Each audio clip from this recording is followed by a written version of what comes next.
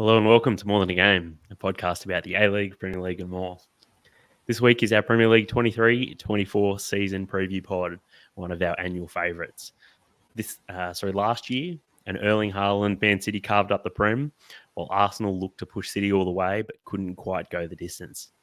We also saw Chelsea, Liverpool and Leicester all underwhelm, while Newcastle, Brighton and Aston Villa all overachieved. But what will this season lay in store for us? And that's basically what the flavour of this pod is all about, is what do we think is going to be coming up. So this year we're mixing things up a little bit, mainly just due to some practicalities. Myself, Tommie C, George and Mikey will be recording some of our predictions today, and I'll be joined tomorrow in another mini YouTube pod with Damo and Colby, where they jump on the line to talk about their predictions, and then each of the team will be throwing out their team by team previews in alphabetical order to round out the pod. But first up on the pod today, we have Mikey. Welcome. How are you today, mate? Hey, yeah, I'm very well, very well. I'm over in the UK today, which is a bit of a change of scene for everyone. Early in the morning for me, but yeah, glad to be here. It is a very it's not a crazy early start, but it's early for a Saturday. So, Mikey, appreciate you and George getting up early today to jump on the line. It's a pretty gentle 5 o'clock here on Saturday afternoon. So it's been a pretty easy day for me. How many tins in are you, Tommie? That's the real question. Well, 0 right now. Disappointing. There we go. Whew. There's the first one. So, George, how are you today, mate? Have you got a tin? Got my cup of tea in true British fashion. Just get me to next week, Tommie. Bring on the football. What's your tea of choice? Oh, I've got a lemon and ginger sort of morning fresh start. Real. I thought you might have, gone into like Dilma or you can't get Dilma tea. Here. You can't get Dilma. It's all Yorkshire tea or Builder's tea. There's no Dilma here, Tommie. So, word of warning. Wow. Word of warning in case you go. I was always a Dilma kid growing up because my parents, they're more tea drinkers than coffee drinkers. So that was what I grew up on. But you just can't try it. Well, just to continue the tea theme, Tommie, if you like, I've got a friend who stays over here regularly, and he brings his own Dilmar tea in a little Ziploc bag. So yeah, sure he does. Feel free to cut this chat out. Yeah. Look, I feel like people might start to call me Tommie T if I get this up. Excellent. Alrighty, boys. Smuggle tea. Yeah, can't we just mail this? Not going to lie, I would not want to be bringing tea in a Ziploc bag through customs anywhere in the world, right? I think I've got an inherently untrustworthy face, so I definitely don't think I'd. The beard now, Tommie. Yeah. The beard. Exactly right. Alrighty, boys. Without any further ado, then I guess we'll get into talking a little bit of Prem, though. Obviously, let's start with Man City. Obviously, they are a complete juggernaut at this point. Either of you expecting that anyone can get near them this year? Can anyone go closer than Arsenal did last year? At the moment, I don't think so, which is an annoying answer to give because it's a bit of a boring answer to give. But I mean, I think last season's as close as we're going to get to a challenge to the title, and even then, in hindsight, it wasn't as exciting as it was a bit earlier in that season. Look, I think that's a pretty fair call, and it was probably the answer that I expected as well, because I'm expecting City to win the title again as well, even though they've lost a couple of pretty key important players, and I suspect they're still going to be doing some more business, and it's probably it's a good point to note at this point of the pod that there is still 26 days of transfer window still to go. So whilst we're previewing all 20 teams today and tomorrow, there is still a lot of water to go under the bridge as far as these teams go. So I guess there's an asterisk against the pod. George, what do you think though in terms of City? Do you think Pep is just too good, too experienced at putting a squad together over the course of the 38 rounds? I think depending on where they get to again with who's leaving. So if they lose Bernardo Silva, Kyle Walker, as well as they've lost Gundogan, then I think their depth will take a little bit of a hit. I know they've got some players coming in and potentially a big signing in defence, but I don't know whether the juggernaut will roll on like it did last season. Just given the depth and the old treble hangover. So I think it'll be a pretty competitive season, and I think as Man City often do, that they will start slowly, and it'll keep teams in the mix. Right up until the end of the season. Mikey, do you think Arsenal are going to be the ones that will go closest to matching City again, or do you think there could be another challenger this year? I feel they might have had their chance and kind of missed it. But look, there's not too much to say that they won't also be competing for. Second is almost like a different thing. So Man City is already accounted for. The race for second, I'm not sure. I think Manchester United could also be another big challenger for second. But I don't know if you can really discount Arsenal yet. But I do think they may have had their golden opportunity and missed it last season. It's interesting, like Arsenal have probably strengthened their squad the best, noting that they haven't had any major departures out. So it's going to be interesting to see, I guess, how Arteta handles the squad evolution there.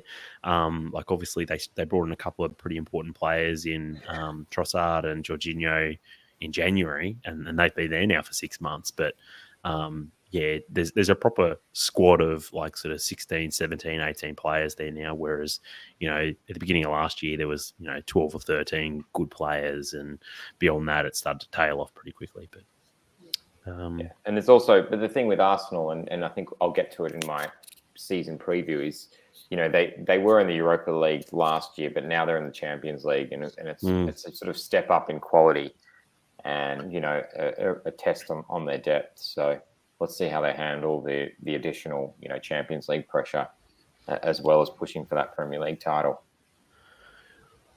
Boys, I mentioned it earlier on in terms of a couple of teams having pretty poor seasons last year by their own standards. Who do you think is going to be having the best bounce back season? I throw out Spurs, Liverpool and Chelsea as three teams that probably by their own standards would have underwhelmed a bit last year. Who's your pick for who's going to bounce back the best? George? You go, George. Well, Sorry. I'm in the Chelsea jersey, so I think that was probably Chelsea's worst ever season last year. Like everything went wrong, nothing was good. They can't possibly repeat that. So, and also no European football as well. I think the last time Chelsea, didn't have European football, it was an Antonio Conte title-winning season. So, I'm not predicting that by any stretch, but I think. Come on, mate, get off the fence. the Poch bandwagon, yeah.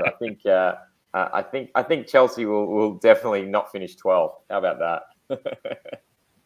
Yeah, I think if we're comparing it to last season, definitely Chelsea. They did last season, but I don't think you can throw that much money at a football club and not win things. Like, I fully expect Spurs probably with, it's easy to talk about the Ange factor, but I don't think that's instant kind of bounce back. I think that's something that is more long-term in success, but I expect this season Chelsea to bounce back and be fighting around for pushing towards the top four. Do you think the expectations, I guess, are lower than for Liverpool and Spurs? Like, neither of those two none of those three teams made the top four last year. But like the rebuild at Spurs is pretty massive, and Liverpool are going through a bit of a squad evolution as well.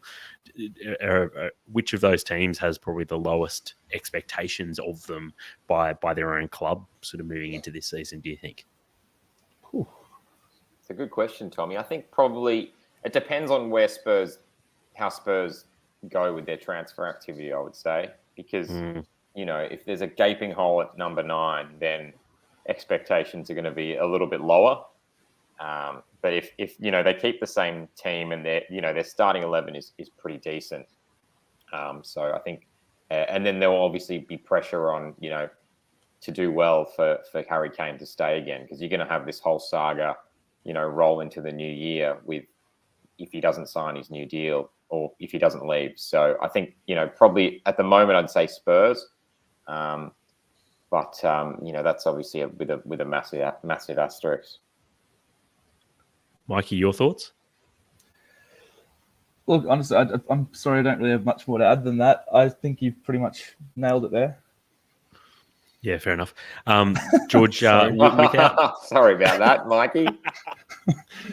Hey boys, all right. Without going into like a Spurs deep dive, on the topic of specifically Harry Kane, that's probably the biggest sort of transfer saga that's likely to be hanging around in the Premier League. You mentioned Kyle Walker already, I think, George, but Harry Kane is the big one. He's the big fish. He's only got 12 months left on his contract. So it seems to be the last 6 months has all been talk about what should Spurs do? Should they sell him? Should they keep him? Do you guys think Spurs should cash in, or do you think they should hold on to him and hope that they make top 4 because it improves their bargaining position for buying players in 12 months' time, assuming that Kane would leave on a free? They have to sell him. Like, he absolutely will leave on a free. I mean, this whole thing, it was almost a month ago now on my European travels. I was at the Allianz Arena on a tour, and Kane deal seemed like it was imminent. And this thing, the longer these things drag on, I think if you keep him, you're just going to have a bit of a disgruntled player on your hands, and then he will leave on a free, and nobody wins. Were they selling the shirts already there, Mikey? Did they have the Kane shirts for sale? Yeah, just at the journalist shop. Yeah. I think it's when you lose a guy like that, even if you get $100 million for him, I think history shows that no one ever spends that money well, and those guys just can't be replaced properly. So, and he doesn't seem like the guy that's going to massively disrupt the squad. He's just sort of like a guy that'll just play if he plays, and then he take every game as it comes, and whether he leaves at the end of the season or not, is it worth $100 million? I suppose Daniel Levy would probably say it is worth $100 million to sell him, but he's like the fabric of the club, I guess, and it's just it's a massive call to get rid of him or let him walk. So yeah, I think it's a tough call actually, and normally I'd probably lean towards cash in and let him go, but when he's like the captain, he's the main man, and I think it would leave a massive dent in Spurs whilst taking the pressure off Ange selfishly. I think it goes to the fabric of the club almost when you sell your main man, your captain, your top goal scorer, your record scorer. So there's some serious considerations at play. It's not just a simple dollars and cents decision. You also suspect that Daniel Levy will try and leave any potential sale to as late as possible in the window to try and get the best price. But at the same time, as we've seen, I guess not just with Spurs but with a lot of clubs, that you leave it really late in the window, then you can't invest the money, or if you do get signings, they come in really late and it takes a lot longer for them to integrate into the squad. They've missed the whole preseason, and it's just a bit of a mess. So. I remember thinking someone said that if Kane does leave, it's going to leave Richarlison as the sole number 9 at Spurs, and that, he had a good season last year, didn't he? Well, I couldn't think of a phrase that would or a sentence that would take more pressure off of Ange at Spurs, which is Richarlison is the number 9 at Spurs, right? So you never know. I do wonder if Ange is sort of secretly crossing his fingers that Kane leaves. Just might take the pressure off a little bit. Maybe I'm reading it into it too much, but anyway. Boys, a little bit of, I guess, a change of pace. We'll talk a little bit of kit chat up now. I wanted to get your thoughts on the best and worst kits. So, I'm not sure who wants to jump in, but who's got a favourite kit so far? I quite like the Brighton away kit, the Western United looking number, the green and black stripes. I thought that would have automatically. I thought that would have automatically ruled it out for you, mate. There's no rivalry there. Don't worry about that. You could have just said you liked it because it looked like Austin FC's kit. Oh yeah, all right. Sassuolo. Yeah. I reckon it looks pretty clean. I'm not sure why Brighton have got a green and a black kit, but I think it looks pretty clean. Not much else to say apart from that. Another good one I thought was Everton's home kit. If you got rid of the sponsor ruins it. Gambling sponsors ruin things for a lot of reasons, but mainly for me, aesthetically, just ruins a kit. Yeah. George, you disagree with any of those? I mean, I think they're all pretty strong. They're all pretty strong. They're all pretty strong. I mean, I'm a big fan of the Chelsea home kit because obviously they weren't able to secure a sponsor, so they've gone with this 90s old school blue just logo, and they're pushing hard on the fact that it's a throwback kit, even though we all know that they couldn't secure a sponsor for it. So.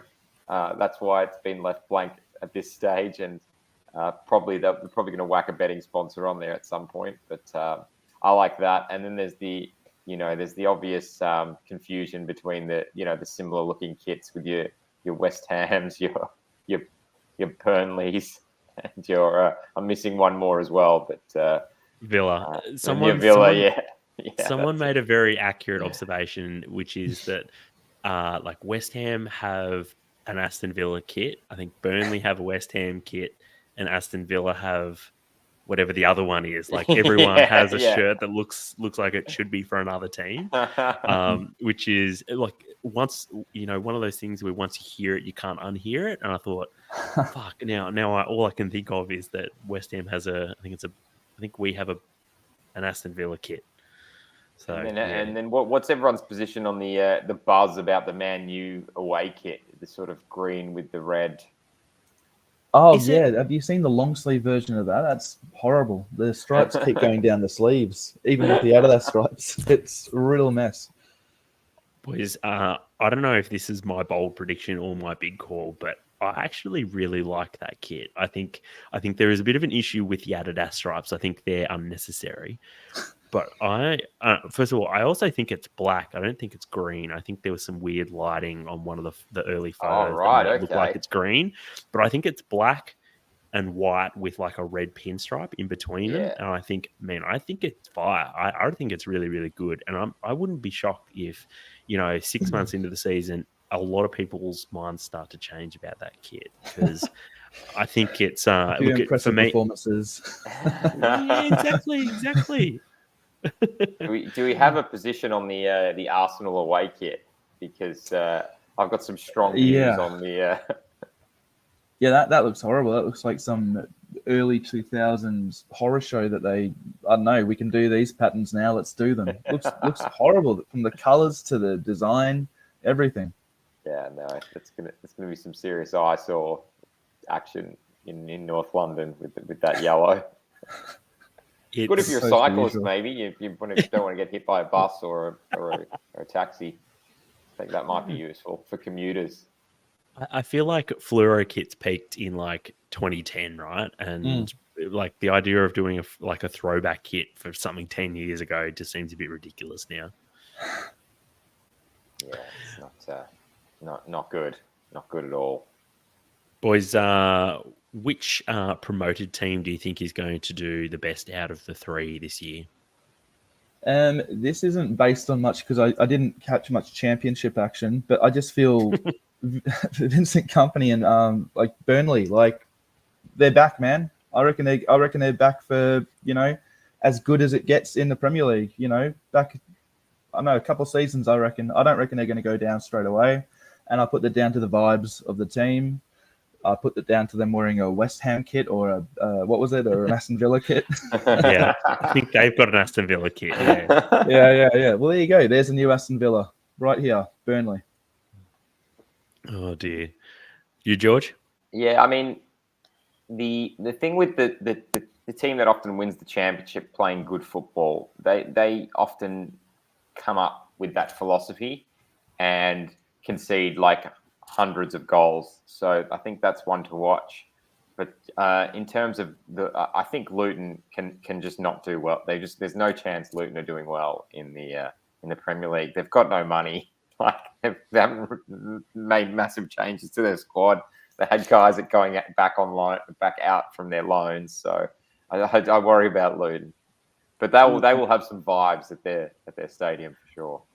Luton strike me that they're just keen to be there. They're just happy to get the parachute payments and go back to the championship and reinvest the money in 12 months' time. Like, I even wonder if they're even sort of serious about how well they do this year. If it's just one game at a time or one bloody nose at a time.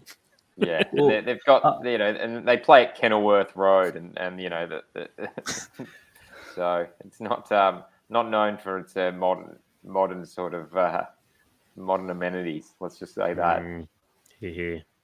Well, based on what you guys have said there, I don't think maybe my hot take was that Luton will not win a game this season, and I genuinely don't know if they will. They will not win a game this season. You can check the tapes; they won't, and they're going to be straight down. If they win on their opening day, Mikey, that would just be great.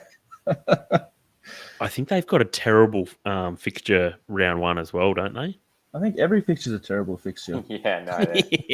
every week they're playing a Premier League team. What are they doing? This is true. Oh no, first round is Brighton away. So look, that could be worse. Like, you remember last year? Was it last year or the year before? Brentford played Arsenal at home. Yeah. And I remember thinking as soon as I saw it, I went, "Oh, Brentford are going to win that, aren't they?" And they did, right? It was one of those things where you could just feel it straight away. And it was that was a Friday night fixture as well. I remember that. So it was excellent. Boys, alrighty, let's wrap up your predictions. I'll get you to run through who you think your champions, your top four, who's getting relegated, who's going to be your top scorer. And if you think it's going to be Haaland, who you think is going to be second top scorer, your player of the season, and what your bold prediction is going to be. Oh, don't forget your boy to throw them in there as well. Mikey, you want to go first? Have you got them ready? Yeah, I'm just George. You go first, mate. But yeah, I'm pretty much ready. Right, just getting my ladder up. Excellent. Okay, so I think the top four it will. I'm predicting City to win it again. Yep. Arsenal to keep knocking on that door at second. Man U to come third, just to keep the Ten Hag consistency train rolling on, and then Chelsea to sneak in fourth. Solid. Top scorer. I think I've got the non-Haaland top scorer is. We're doing non-Haalands. We're doing non-Haaland, this is a bold thing to say, but I think all fantasy teams should be their non-Haaland leagues. So I'm just throwing it out there. Well, Haaland is at 85% ownership in fantasy at the moment. Like, it's you may as well just have zero. Yeah, exactly. Non-Haaland leagues pushing for it. Who did you say your second after Haaland will be? It'll be Mo Salah. Yeah, he's just penciling him in for his 25, 30 goals. Okay. Yeah, in terms of one to watch, or my boy Tommie, it's got to be Nicholas Jackson from Chelsea's new signing from Villarreal. Ooh. He's been bossing it in the pre-season. No one had heard of him when we bought him. I hadn't heard of him. He'd played about 15 games, but he's looked really good. He's looked really good, sharp, good physical presence, and keep an eye on him because he'll be starting against Liverpool next week. No doubt about that. Who's getting relegated alongside Luton? Yeah, that's a tough one. I think we're going to have to probably put So yeah, we will have Luton, and I think maybe Wolves this season, Tommy. That's a bit of my left field call. I think they've been, just chugging along a little bit, and the influx of Portuguese guys is sort of running out a little bit in terms of Neves going, Jimenez, Joao Moutinho as well. Going. Jimenez has Two been massive sold losses. to Fulham. Lopetegui's still there, but he was sort of touch and go whether he could actually stay. So I think I'm going to say the Wolves Mendes train is going to run out, and third, that's a tough one. So you've got to really. I'm going to say Crystal Palace. I don't want to, but Zaha going, Hodgson. They just don't do enough for me. So I'm throwing Palace in there, Tommy. Interesting. I actually don't think Wolves to go down is actually such a terrible call. I've got them going down as well. I 100% think that they are in big trouble. Wow. Even though I really think Lopetegui did a great job. He's a good manager, obviously. Yeah. I agree. I think he did a great job last year. I just think that they are going to struggle with how many quality players have left. And I don't know, they're not signing great replacements. So, all right, and you think Crystal Palace? I think that is a big call, though, that you think Crystal Palace will go down. That's the one I agree with, but I'll leave that goals, there for Tommy. now. Goals. Where are the goals coming from? Nicholas Jackson, is it? Yes. Is that that's your boy? That's my boy. Okay. All right. You got a player of the season as well? Okay, yeah, I do, Tommy. If you want me to throw it in, I think Odegaard from Arsenal. I just think he's class, and captaining. He's a good captain as well. So if Arsenal are going to go close, it's going to be through him. The Galactico comes good. Yeah, just a few years too late. All right, Mikey. What about you? Run us through who you think your champions and top four are going to be. Well, the champions, again, we've touched on this earlier. Manchester City, they're just too far gone now. Now they're even European champions, so it's just a bit boring there. Second, I'm unsure who's going to get second, really, but I think it'll be Man United or Arsenal, depending on how all the new signings with Arsenal kind of mix in. Mm-hmm. And for wrapping up fourth, I've put Chelsea on the bounce back. I think Chelsea will get the last place in the four. Okay. For relegation, Luton, surprise, surprise, is at the bottom of my list. Yep. Sheffield and Everton. I reckon Everton they played with fire a bit too close last season, and I think they may go down this season. Everton are really striking me like a team that's going to finish 17th this year. Who they've recruited.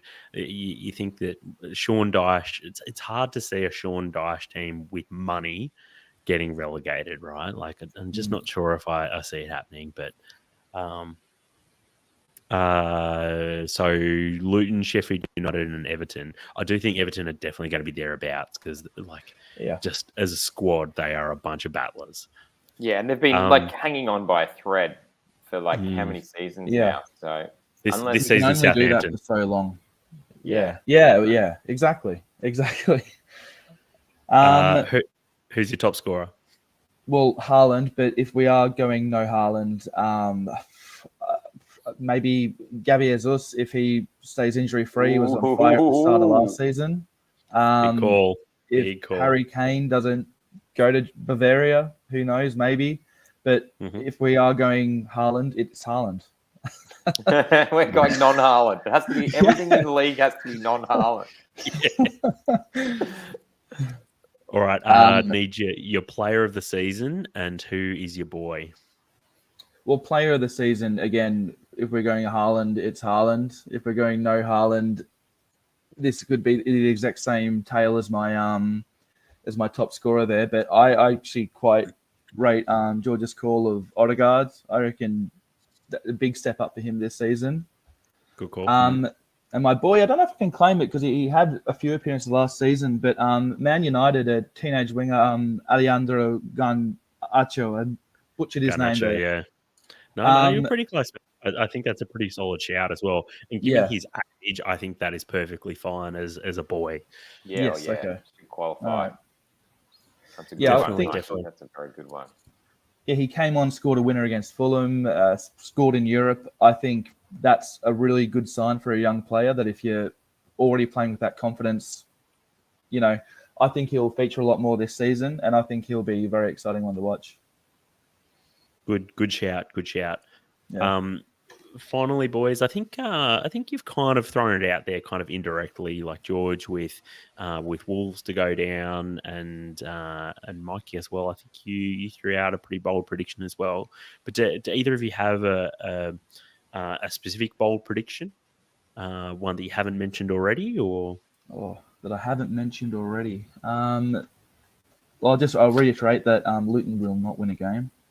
I'm pretty happy to take that as your bold prediction, Yeah, okay. because that unless you've got something else specifically that you wanted to do. George, what about you, mate? You got one? If you don't, I'm happy to I've jump got in one, and Tommie. throw Don't one out worry. there. Mbappe on loan to a Premier League team for 1 year. Oh, yeah, there you go. Whoa, That's good. That is good. Woo! That is Woo! big bold. That is bold. Can you go bolder huge. and tell us which team? Oh, I think big Todd, the Todd father's Yeah. working on something. So Todd father. Nice. That would be great. Look, it would be something a little bit different for the Prem. I mean, Haaland was probably one of the first players that's been really, world class, that's gone to the Prem over, Real Madrid or something like that. So it's like Tommie. It's like an A-League sort of guest player signing. What about the marquee, the David Villa style 10-game guesting? 10 game, was it? Well, I'm still waiting for the It was rest of 8. them. Yeah, it was 8 to 3 minus 5. Yeah, does that mean he's only going to play like 4 games like David Villa did? I'd still pay to see it. It's fine. He'll come back, man. I'll get him on a Zimmer frame. He'll come back to 85. Oh dear. Alrighty. Thanks, boys. Appreciate you jumping on the line today. Next up, we're going to be joined by Damo and Colby to chat more predictions.